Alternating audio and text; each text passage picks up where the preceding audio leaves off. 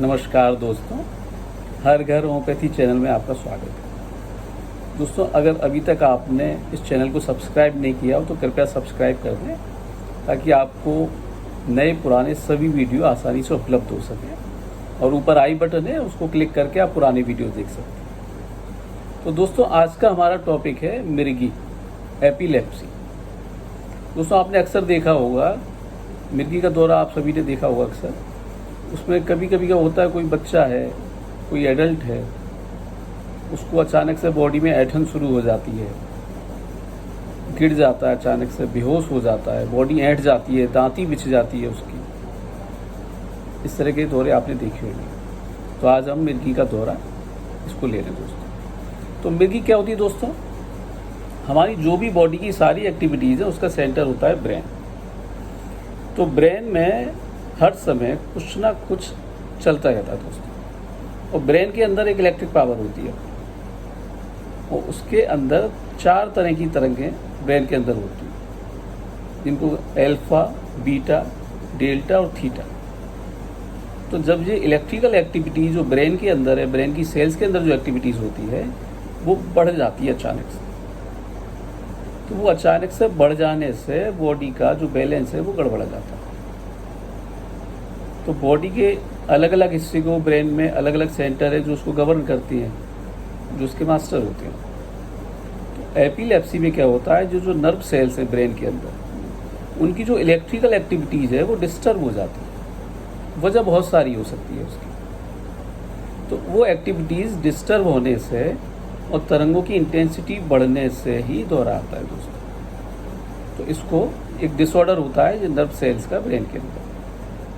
कारण इसके 2 तरह के हो सकते हैं। एक तो जेनेटिक हो सकता है, दूसरा एक्वायर्ड हो सकता है। जेनेटिक में फैमिली हिस्ट्री होती है एपिलेप्सी की, कोई जेनेटिक मेल फॉर्मेशन आया है उसकी वजह से हो सकता है। और एक्वायर्ड में ब्रेन इंजरी हो सकती है, जैसे सेरेब्रल वैस्कुलर एक्सीडेंट्स होते हैं, स्ट्रोक होता है, हेड इंजरी होती है, उसके बाद भी एपिलेप्सी या मिर्गी का दौरा आ सकता है दोस्तों। अच्छा, इसके अंदर होता क्या है, जैसे कि हमने पहले आपको बताया, आदमी को एक अचानक से अजीब सी फीलिंग होने लगती है इसका दौरा आने से पहले। बॉडी में अजीब सी हलचल, कुछ अजीब सा सेंसेशन, कहीं लगता है बॉडी की किसी एक पार्ट से स्टार्ट होता है, वहाँ उसको बॉडी के उस हिस्से में अजीब सी बेचैनी महसूस होती है। बॉडी में कहीं पिने सी चुभने लगती है, कोई निडल सी लगने लगती है, सुनपन सा होने लगता है, धीरे धीरे आदमी फेंट होने लगता है, उसकी मसल्स अकड़ने लगती है और उसका बोलना बंद हो जाता है। कभी कभी एकदम बैठे का बैठा रह जाएगा, वो अनकॉन्शियस होकर गिर भी जाता है वो। तो इस तरह की ये सारी चीज़ें आती हैं इसके अंदर।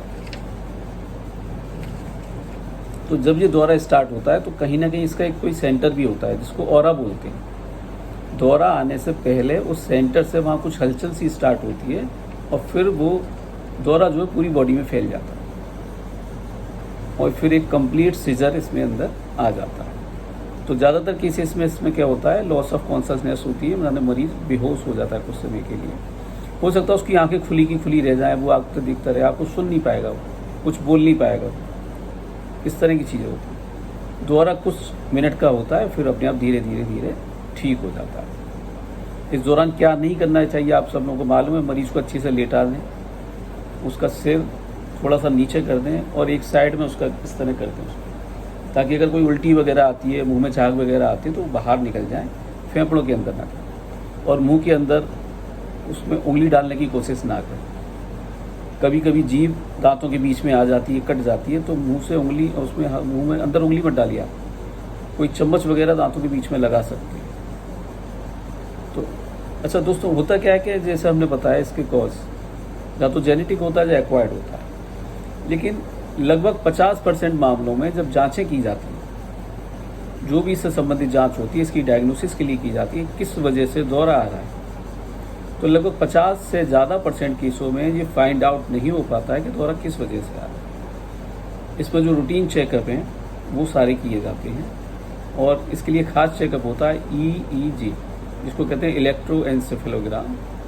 जिस तरह हार्ट का ECG होता है, हार्ट की इलेक्ट्रिकल मूवमेंट्स हैं वो देखे जाते हैं, इसी तरह ब्रेन के जो इलेक्ट्रिकल मूवमेंट्स हैं वो EEG के माध्यम से देखे जाते हैं। इन चारों वेव्स जो हमने बताया, अल्फा, बीटा, डेल्टा और थीटा, इनका अध्ययन किया जाता है, उनकी जो इंटेंसिटी है वो नापी जाती है। लेकिन ये सारी जांचें करने के बावजूद भी लगभग 50% मामले ऐसे होते हैं जहां कहीं भी कोई भी कारण पकड़ में नहीं आ पाता। अच्छा, ट्रीटमेंट इसका क्या होता है दोस्तों? ट्रीटमेंट में अगर हम एलोपैथी की बात करते हैं तो वहाँ जो नर्व पेन है वो मेडिसिन दी जाती है नर्व पेन के लिए, उनको रिलैक्स करने के लिए, और सेडेटिव्स दिए जाते हैं माइंड को सुलाने के लिए, रिलैक्स करने के लिए। दूसरा जो झटका आता है, सीजर्स आते हैं, उसके लिए एंटी कन्वल्सेंट यानी झटका रोकने की दवाएं दी जाती हैं, जैसे वेलप्रोइक एसिड वगैरह इत्यादि। तो दोस्तों ये वीडियो बनाने का हमारा खास मकसद ये है कि होम्योपैथी में एपिलेप्सी को लेकर बहुत अच्छा स्कोप। होम्योपैथी में ऐसी बहुत सारी दवाइयाँ हैं। अब चूंकि एलोपैथिक पॉइंट ऑफ व्यू से अगर आप देखेंगे तो एलोपैथी में कहा जाता है कि एपिलेप्सी जो है केवल 7 से 10% मरीज ही हैं जो क्योर हो पाते हैं, यानी जिनके झटके आने बंद हो जाते हैं। वहाँ जो भी एंटी कन्वल्सेंट मेडिसिन चलाई जाती है वो 3 से 5 साल चलाई जाती है और पर डे खानी पड़ती है। वहाँ गैप नहीं होना चाहिए, अगर गैप हो जाता है तो दोबारा आने का चांस बढ़ जाता है उसके। लेकिन अगर वहीं हम दूसरी तरफ होम्योपैथी के ऊपर जाते हैं तो होम्योपैथी चूँकि जैसा कि आप जानते हैं जड़ से इलाज करती है, तो होम्योपैथी में देखा जाता है कि इस दौरे का कारण क्या है। लेकिन जैसा हमने पहले बताया कि 50% मामलों में कारण पकड़ में नहीं आता, लेकिन जो 50% मामले उनमें कारण मिल जाता है तो वहाँ तो मेडिसिन आसानी से सेलेक्ट हो जाती है। लेकिन बाकी जो 50% केस आपके रह जाते हैं वहाँ भी होम्योपैथिक दवा लगभग 80 से 90% सक्सेसफुल होती है, क्योंकि होम्योपैथिक दवा सिम्टम्स के ऊपर भी दी जाती है। मरीज़ के मेंटल सिम्टम, मरीज़ के फिजिकल सिम्टम, मरीज़ को जो दौरा आ रहा है, दौरा कहाँ से स्टार्ट हो रहा है, उसका दौरे का जो ऑरा है एपिलेप्सी का, वो बॉडी के किस पार्ट से स्टार्ट हो रहा है, इस पर अलग अलग पार्ट्स के लिए होम्योपैथी में अलग अलग मेडिसिन है। दूसरा, आजकल जैसे कि स्ट्रेसफुल लाइफ है, लोगों का खाना पीना गड़बड़ है, जीवन शैली वो बहुत ज़्यादा गड़बड़ है, उनका नींद, उनका समय से सोना नहीं हो पा रहा है, समय से खाना पीना नहीं होता है, स्ट्रेस बहुत है, मेंटल टेंशन बहुत है। बच्चों में भी आजकल बहुत है। एक बच्चा अभी हमारे पास आया था तो पिछले करीब 8 साल से वो एंटी एपिलेप्टिक ड्रग्स पर, और उसके बावजूद भी उसको हर साल दौरा आता ही आता है। अभी पिछले 2-3 महीने में हम उसको दवा दी है और एलोपैथिक दवा बिल्कुल बंद करा दी उसको, दौरा उसका ठीक हो गया। कारण उसका बताते हैं, कारण उसका था बच्चे का फैमिली टेंशन, पारिवारिक कलह, और बच्चा बहुत ही सेंसिटिव नेचर का था और बहुत सोचता था, ये उसके दौरे का कारण था। तो होम्योपैथी में जैसा हमने बताया आपको, कारण के द्वारा ही निवारण किया जाता है, कारण पर दवा होती है होम्योपैथी के अंदर। एलोपैथी में अगर आपको दौरा आ रहा है तो मेडिसिन एक ही है, एंटी कन्वल्सेंट ड्रग्स है, वेलप्रोइक एसिड है, सोडियम वेलप्रोएट है और जो मेडिसिन है। लेकिन होम्योपैथी में ऐसा नहीं दोस्तों, होम्योपैथी में एक बहुत बड़ी रेंज है मेडिसिन की। वो दौरा आपको कैसे शुरू हुआ है, किस समय आता है, दिन में आता है या रात में आता है, बॉडी के किस पार्ट से उसका ऑरा स्टार्ट होता है या ऑरा नहीं भी होता है, इस पर भी मेडिसिन। आपको प्रेगनेंसी के समय से हुआ है, बाई बर्थ आपको आया है, या कोई लाइफ में इस तरह की हादसा हो गया उसके बाद से स्टार्ट हुआ है, और दौरा किस तरह का, उसका कैरेक्टर किस तरह का है, उस पर अलग अलग मेडिसिन होम्योपैथी के अंदर। एक दूसरा केस और बताते हैं, एक बच्चा हमारे पास आया था, उसको जब भी दौरा स्टार्ट होता था, वो भी 4-5 साल से मतलब दवा खा रहा था, उसके बावजूद ही दौरा आ जाता था। तो जब हमने उससे पूछा दौरा आपको किस तरह स्टार्ट होता है, उसने कहा हमको हमेशा यहाँ सीने पे हार्ट से लगता है, हार्ट में कुछ अजीब सा महसूस होने लगता है, उसके बाद दौरा आता है, सारा शरीर हट जाता है और फेंट हो जाता है, अनकॉन्शियस हो जाता है। तो उस दिन क्लिनिक में भी हमारे सामने उसको दौरा आया, हमने उसको कैलकेरिया आर्सेनिक मेडिसिन है जो उसका सिम्टम है, उसका दौरा जो ऑरा है वो हार्ट से स्टार्ट होता है, और आप विश्वास नहीं करेंगे कि 1 महीने के अंदर वो मरीज़ बिल्कुल फिट हो गया, दवा भी बंद हो गई उसकी, वरना वो 4-5 साल से एलोपैथिक दवाएं खा रहा था।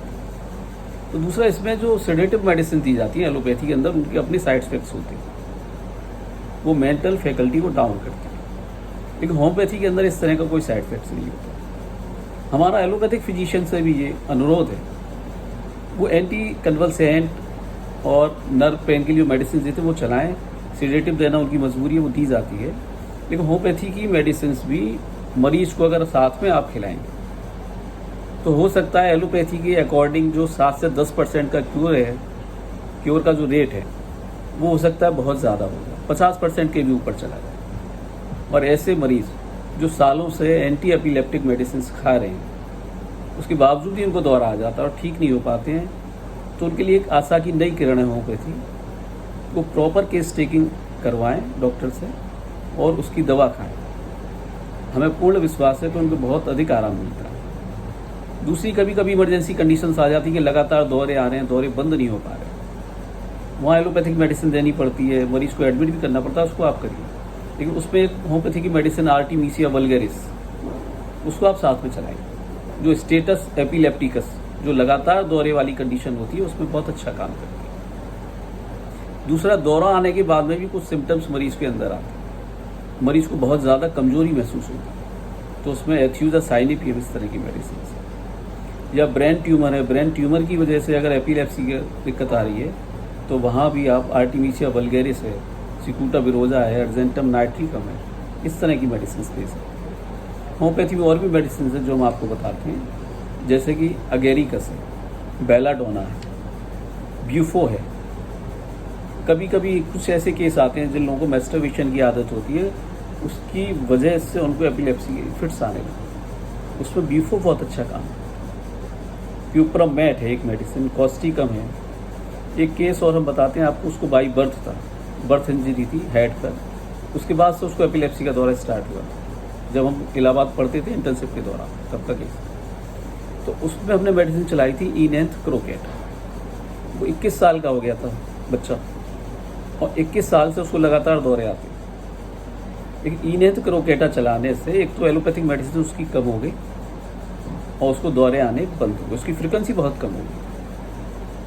इसी तरह कभी कभी नींद पूरी नहीं हो पाती है, तो उसकी वजह से भी ये एक ट्रिगर फैक्टर है, जैसे नींद पूरी ना होना, स्ट्रेस होना, टेंशन हो जाना, ये सारे ट्रिगर फैक्टर होते हैं। इस पर भी होम्योपैथिक दवाई अलग अलग काम करती है। नींद पूरी ना हो, उसकी वजह से दिक्कत हो, तो उसमें नाइट्रिक एसिड है, कॉपुलस है, ये मेडिसिन दी जाती है। साइकोलॉजिकल ट्रॉमा हुआ है,